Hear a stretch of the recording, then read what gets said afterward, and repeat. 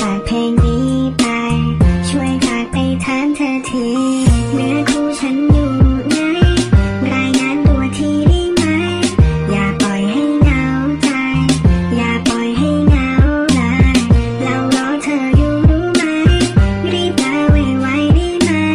เราให้เวลาแค่3 นาทีถ้าตัวมีมาเขาจะงอนเรางอนจริงๆนะไม่ง้อไม่หายนะรีบมาไวๆนะเพราะตัวจะทนไม่ไหวละไม่ควรจะปล่อยให้รอนะเพราะกลัวสุดความพยายามถ้าเราเปลี่ยนใจไม่รอเธอไปรักคนอื่นแล้วเธอจะเสียใจนะแล้วเมื่อไหร่นะเราจะเหวี่ยงเรามาพบกันอีกเมื่อไหร่นะเราจะได้มารักกันหรือว่าตอนนี้เธอนั้นหลง